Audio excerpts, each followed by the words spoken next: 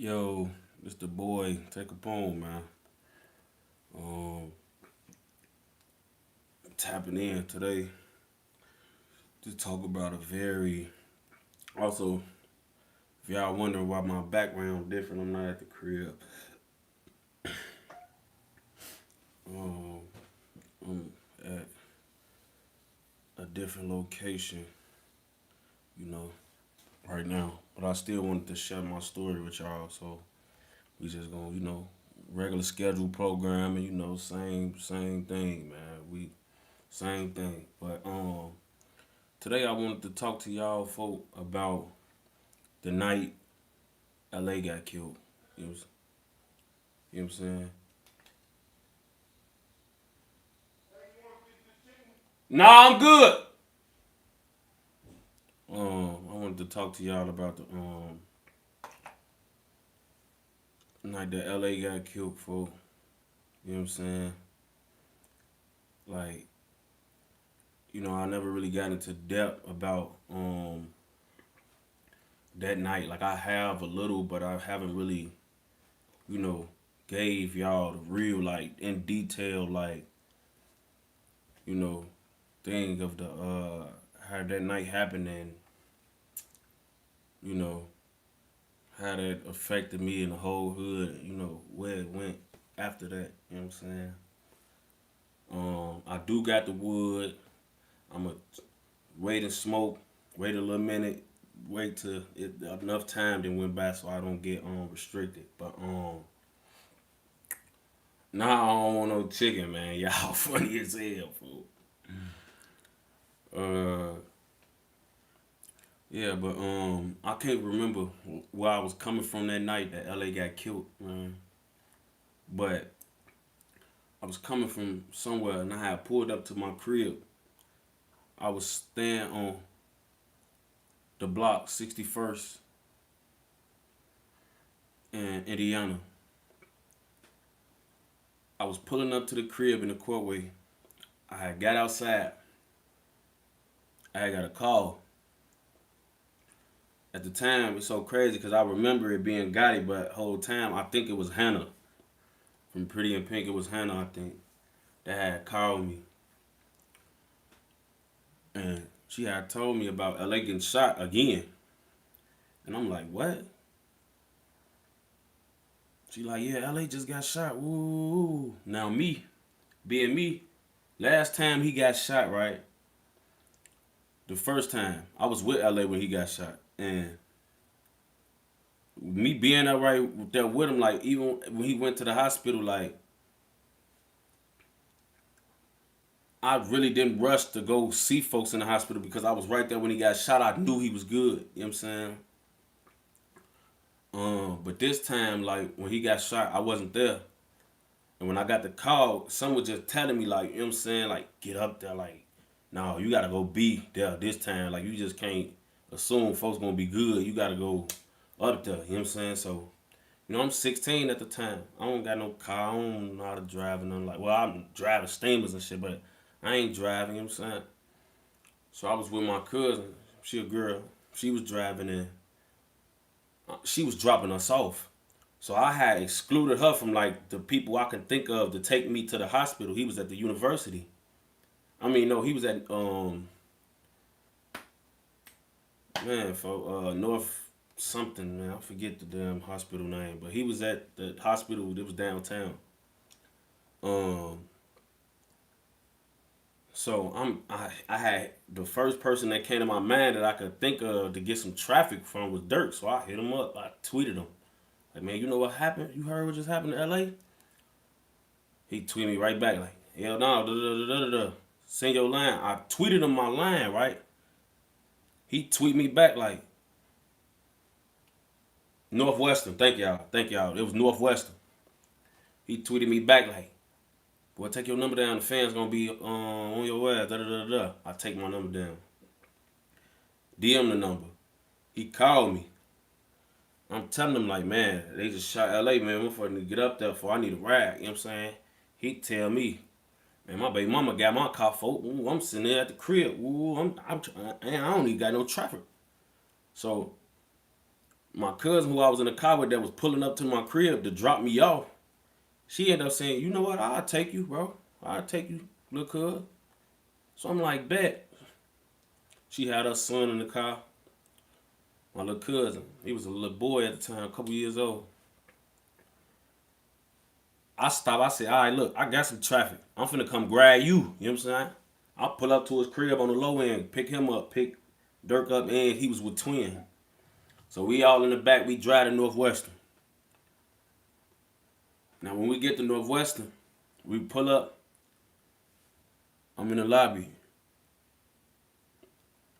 And the first person I seen, Mama LA, she was in the lobby. And, she was kind of like, you could tell that she was like worried, but she kind of like, in my eyes, she was more calm. Like she thought he was going to be okay. So I kind of went off her energy. I seen her in the lobby. She gave me the pass, told me and Dirk them to go upstairs. We go upstairs. It's me, Dirk, Twin, Gotti. I think it was Scotty too. Um, and we all in there for a little minute and we just talking. But it's not no vibe in the waiting room like folks gone or folks like finna check. Everybody kind of like assuming he all right. You know what I'm saying? He ain't catch no wound to the face. He ain't catch no wound to the chest. You know what I'm saying? Like it's really the same wound where he got shot in the first place. You know what I'm saying? Right in his inside thigh somewhere. You know what I'm saying? Like so now the doctors come out. It's two detectives and it's a doctor. And the doctor, had so much blood. I can't remember if it was a boy or a girl doctor, but the doctor had so much blood, like, on they, you know what I'm saying? Like, on they work shit. Like, I'm like, damn. Dirk tapping, he like, on Mo. They coming out like they finna say folks dead or something. They ass tweaking. Whole time they was finna tell us he ain't make it. You know what I'm saying? I'm not even thinking about it at this time, but they about to let us know folks never made it. So they come out the back, the two detectives or the two police officers and the doctor. They come from the back, from the surgery room, and they like, can his immediate family please walk and come towards us? And everybody that was basically like family to him or something. So we basically all kind of stood up like to see what was being said, and like I was kind of scared. I ain't gonna lie. Like I didn't want to hear whatever he said. I got up, but I didn't go closer to him to hear what he had to say. You know what I'm saying? Because he wasn't trying to just yell and the thing like, oh, he died. So he wanted us to come and be like, yeah, you know, under the nice low tone and tell his immediate family that he didn't make it. But I didn't want to hear whatever it was. I knew whatever immediate reaction they had, like whatever immediate reaction that LaShawn and Lalik and his mama had, soon as dude opened his mouth, I was gonna know what they was told. You know what I'm saying? And it was like, soon as I seen the doctor open his mouth, I heard, oh, wow! Like his sister started like going crazy. His grandma, his mama, like, you know what I'm saying? And my cash app is in my description, y'all.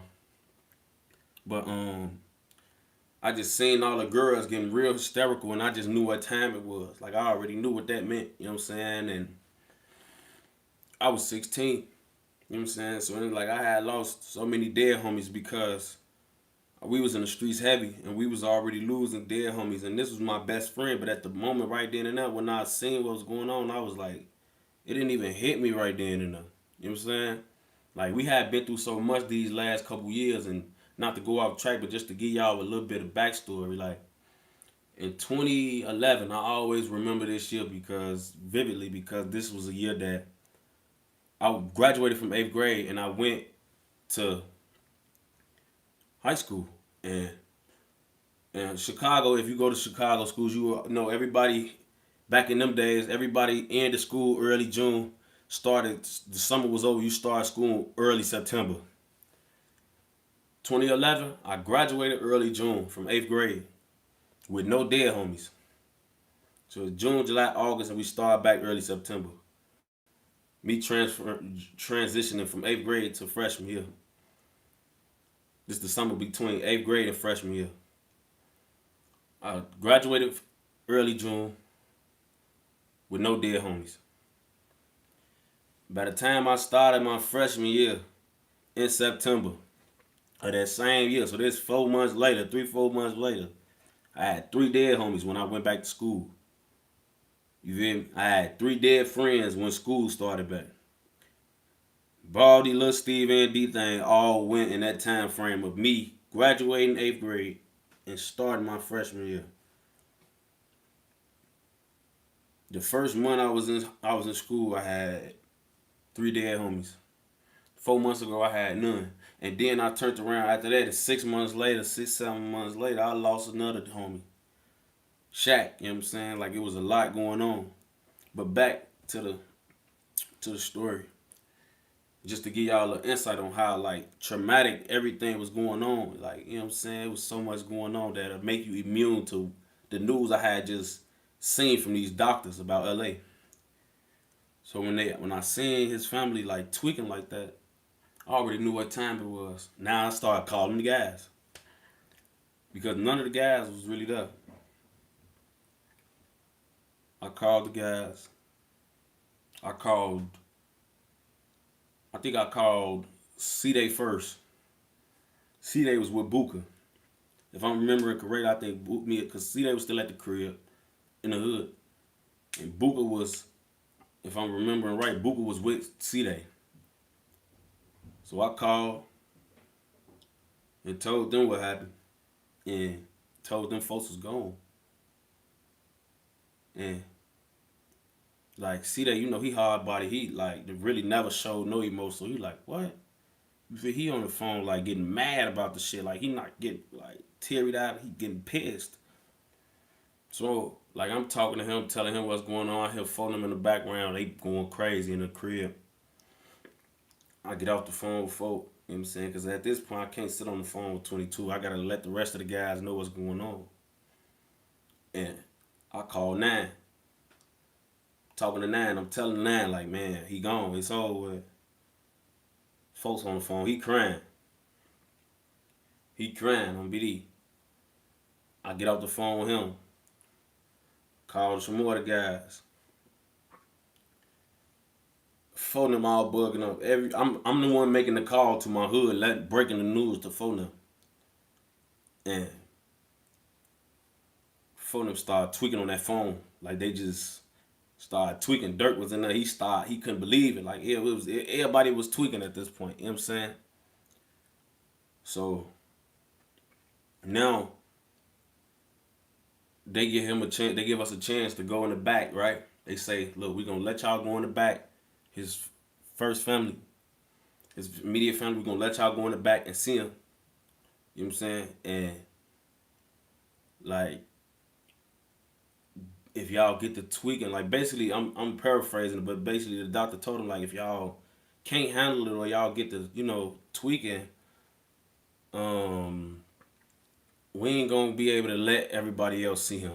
So they let Lala, Lanika, Sean. I didn't want to go because I ain't want to see folks like that. Like I feel like if I would have seen my homie dead, blood everywhere, like that image wouldn't have left my head. And I want to remember LA how I remember folk, like smiling, you know, having his way. I don't want to remember folks like lifeless, blood all over them, dried up blood, just gone.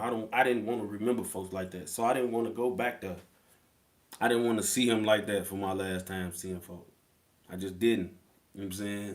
So I never went. But soon as LaShawn went back there, she screamed. She screamed. You know what I'm saying? And when she screamed and she tweaked, like, I couldn't, they stopped the rest of the family from doing it. You know what I'm saying? From going back there. And then all the guys started pulling up. All the guys started pulling up. 4, 6 niggas. Them wrong niggas. O Block niggas. 600 was, like we deep as hell. We was probably like 20 cars deep that night. Um, so we left from the hospital. Some things went on that night, and then I remember getting back in the house and just crying my eyes out, folks. Like now I didn't like now I'm in the house. It's 4, 5 in the morning. And now it's all like it's soaking in. Like at this point in time when LA got killed, I was living on Indiana. Like y'all remember all them the first videos and all that the famous crib. Like that was where I was staying at. And me and LA had 1,000 memories in there. Like we had 1,000 memories in there, bro. And it's like everywhere I turned in my house, I just thought of folks. Like you know what I'm saying? Like I just thought of folks. You know what I'm saying? And it just was hurting me on phone. Like I was y'all gotta understand, I'm 16. You know what I'm saying? Like I lost my right hand man. You know what I'm saying? Like and LA, the reason it hurt even worse, right before he got killed, y'all know LA like folks had like before LA started rapping folk, um all we did, like we never really thought that far ahead. You know what I'm saying? Like we never really thought like when we was shorties, like at 16, 15, 14 year olds, we still in that stage where we idolizing everything we doing in the streets. Like all we could think about is the block, the six, what's going on in our hood. You know what I'm saying? Like that's all we could think about. You know what I'm saying? Like we never the farthest we thought before LA rap was like down a couple months when the dead guy's death or birthdays would come up. You know what I'm saying? Like that's how far we thought in the future. Oh yeah, folks' death day coming up. Folks, our dear birthday coming up. What we gonna do? What we gonna like? That's how far we thought. But when bro started rapping, it was like we was really thinking like having conversations about 20, 30 years in the future. Like when LA started rapping and getting traction, that was the first time me and folks really started planning our future outside of the hood.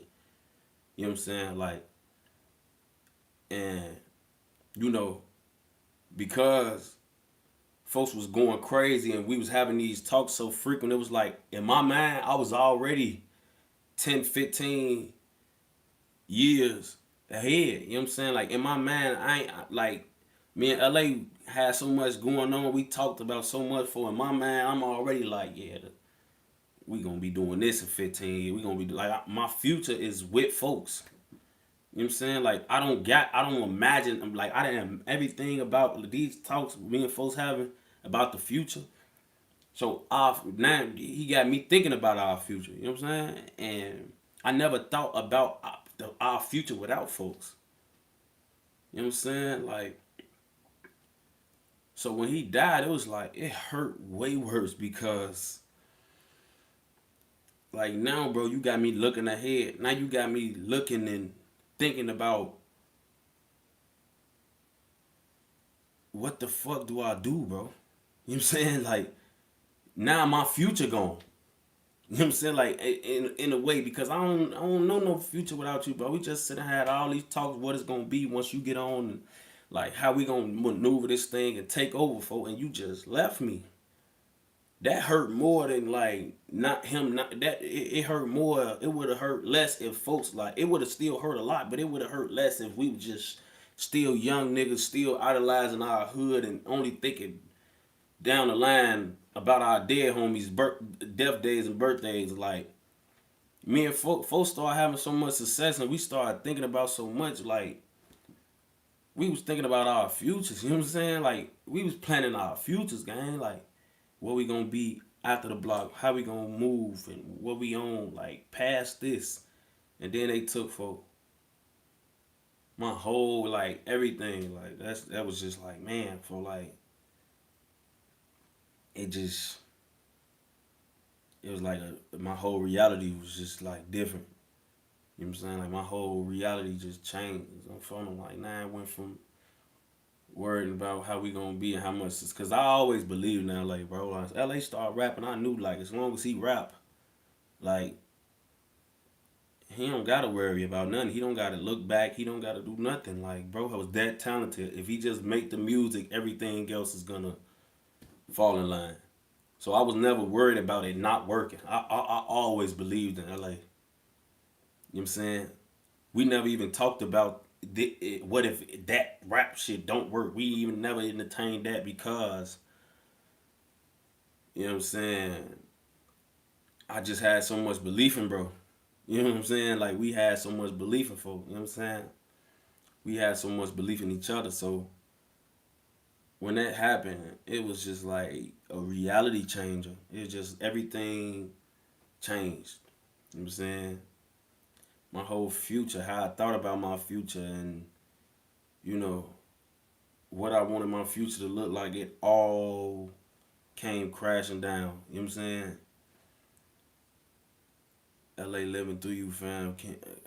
You can hear him in your music. Vito in the house. Thank you, bro. That's kind of. I'm glad that you said that. I appreciate it.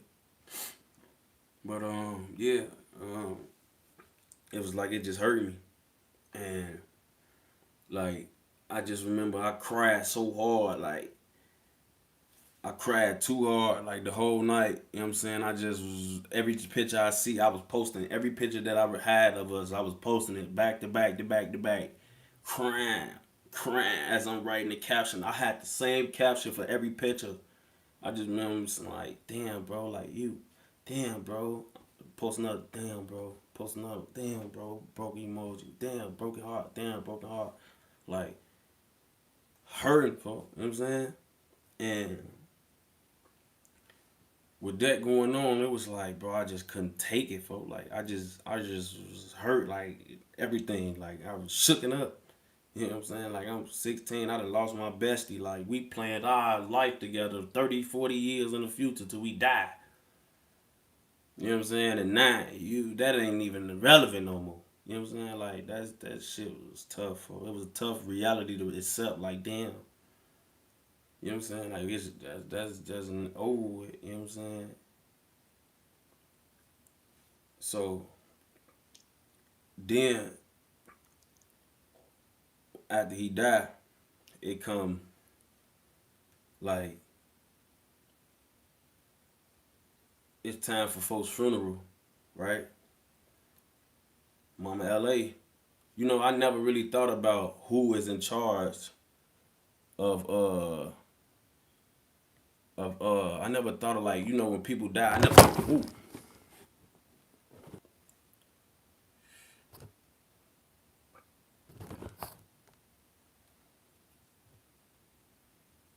can y'all see me? Yeah. I dropped my camera, folks. Sorry. But yeah, I never envisioned life without folks. So it's like now he died.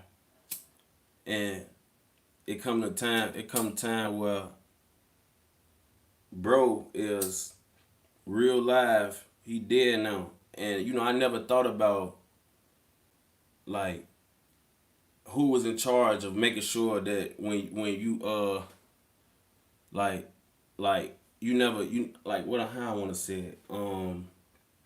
I never knew who was in charge of making sure these dead bodies look presentable. I thought that was something that like the people at the funeral home was responsible for doing. Like I thought that the people at the funeral home make them look good and do as hell, give them a line, and like I thought it was something like that. I didn't realize that you could have a person off the street do that. You know what I'm saying? Or somebody who actually knew him just do that. You know what I'm saying? I never knew you could do that. So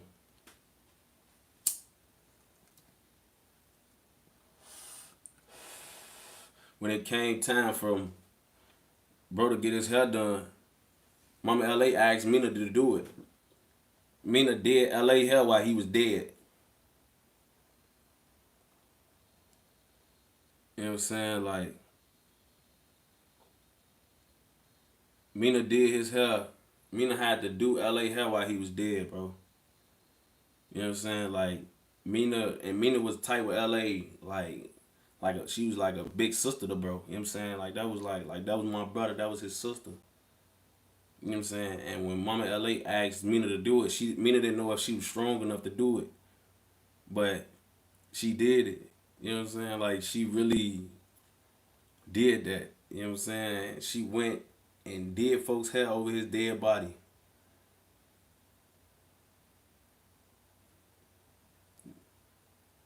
She did folks' hair while he was dead. You know what I'm saying? Like y'all don't know. Like that's tough. That's tough to do. You know what I'm saying? Like that's super tough to do. So now she do it. His funeral come up. He looking good, bro. Look real good. You know what I'm saying? I get to the funeral. Like I said, you know, I knew L.A. Mama and his sisters and the family, but I didn't know them like that. You know what I'm saying? I didn't know L.A. family how L.A. knew mine because we lived in the hood and he was always around. So um, now when I remember getting to the funeral and I remember like his family, they had the front seat rows. They had the front row and Mama LA had a seat already reserved for me right there in the front. Like she like, I know who you is to him. Make sure you in the front. And you know, even though bro had got cremated, it was still a open casket funeral for him. And I'm 16 years old going to my best friend funeral. Then after his funeral, I had to carry his casket. Like you don't know how that feel, man. Like being 16 years old carrying your best friend casket. Like you know what I'm saying? Like I carried my homie casket, man. Like and really like had to do that as a shorty. You know what I'm saying? Like carrying his casket, watching my homie like perish from phoning. Like y'all just don't understand. You know what I'm saying? Like you know what I'm saying? Like it just was crazy. Like I was a shorty. Like that shit affected me forever. You know what I'm saying? Um,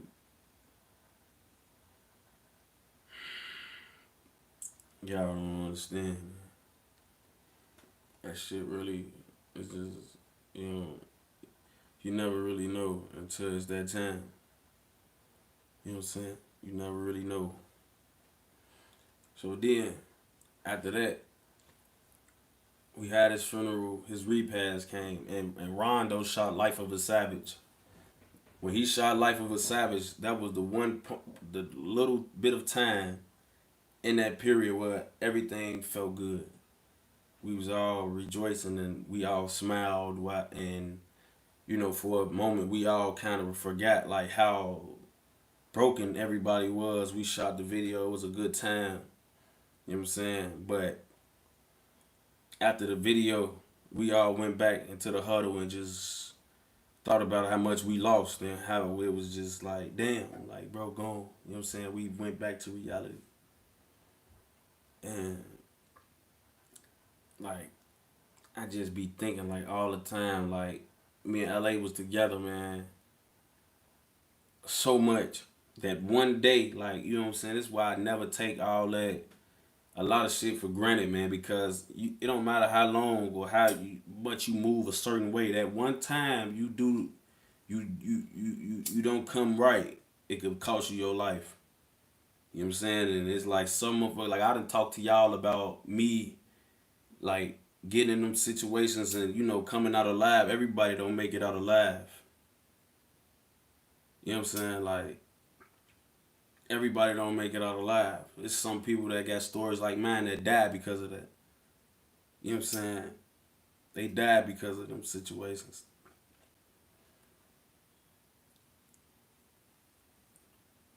I think about folks often, like how life would be if he was around. You know what I'm saying? And like why did he call me that day that he went to that still? And you know, I don't know, like I thought about it in the deepest, darkest ways at first, like I would have saved LA. You know what I'm saying? I would have been right there and made sure that type of shit happen like that. But also, when I got older, it's like I realized that, hey, maybe, maybe I would have died too. Because I would have been right there with LA at that crosswalk. You know what I'm saying? I wouldn't have let bro walk off on his own and nothing. I would have been right there with him walking home, trying to get to the crib. And they probably would have splacked both of us. You know what I'm saying? They probably would have caught a 2 for 1, or I don't know. You know what I'm saying? Like, I don't know.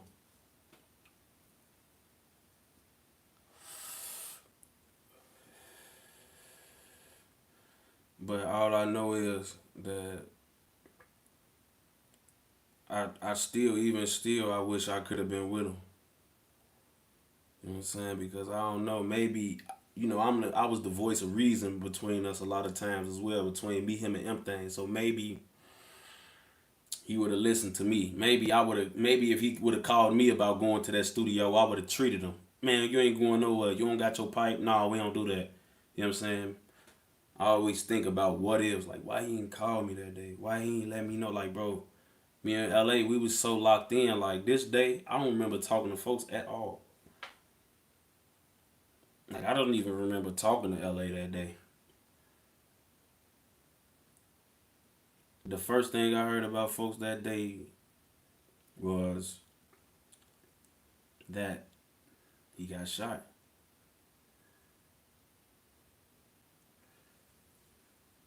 That shit. You know what I'm saying? Like LA, I don't know if y'all noticed or not, but LA, he was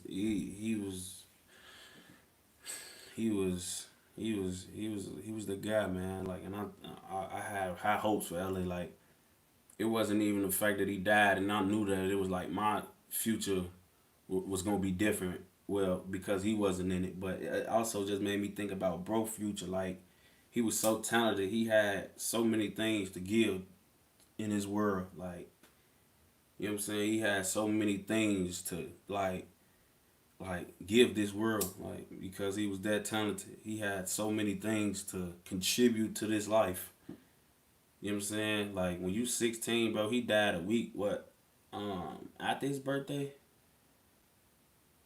He was just making 17. Y'all know, man, like, niggas ain't even reached their full potential at all at that age. You know what I'm saying? Like, so I just know bro had so much more to get of this life. You know what I'm saying? And that was sick, knowing that he wasn't gonna never get a chance to achieve his goals. As a best friend, you always want your homie, your right hand, to be able to achieve his goals, man. If he can't achieve his goals, rather he die because of, and it's the cause of that, or rather he just don't succeed and he's still alive. You always hurt when your homie don't achieve the goals they set for themselves. So when he died, I just knew, like, the expectations. And like, when you people don't tell you this, but when you coming up, even when you on the up and up, when you don't gotta be on yet, but when you coming on the up and up, and your family start realizing that you actually can actually make it, and they see you having attraction and you got things behind you that's gonna allow you to make it. They start planning their future low key too. They don't tell you, but your mama think, oh, my son gonna make it out rap. I'm gonna be able to do this in a couple years. Your sisters that's growing up, they thinking like, man, I'm gonna be able to get put through college. My brother gonna be rich. Da da da da da da.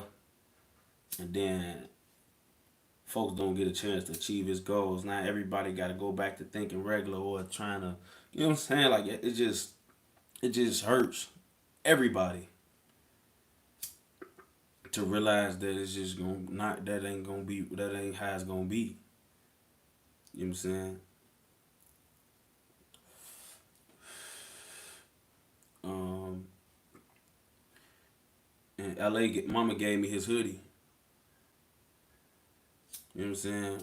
LA Mama gave me his hoodie when he ordered it. It He got it the day it came to his house the day he got killed. He had ordered it the day he got killed. The hoodie that I had on, the green polo hoodie with the designs in the hood, it got delivered to his crib the day he got killed. You know what I'm saying? The day he got killed,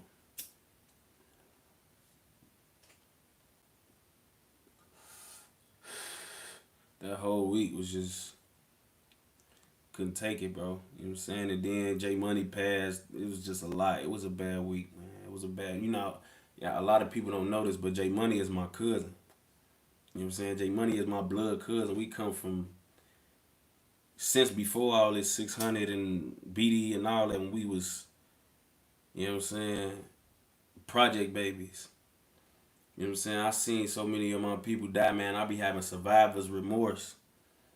You know what I'm saying? Like, show me and my cousins, you know what I'm saying? Like, y'all just be thinking about the ones that I lose in the streets or that us street niggas lose in the streets. Like, what about our families? Like, while we lose a dead homies and friends and all that in the streets, we losing aunties to cancer still. We losing, you know, all type of family members and all type of like other things in the midst of just all the people that y'all know about. You know what I'm saying? Like it's just so many other things that just give you PTSD and just have you like fighting a lot of demons. You know what I'm saying? Like y'all think about all the dead homies I lost. How about the 25 family members and people I grew up with before the hood? What about them that died? You know what I'm saying? Through all this while I was dealing with that.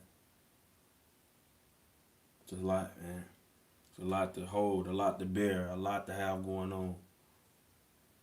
But I just wanted to share that story with y'all, man. On front of like I never really got into in depth about like how that situation changed a lot of things and made a lot of things different, man. Like, and before I get off, I'ma just try to go through here and see if I can see a couple super chat questions, man.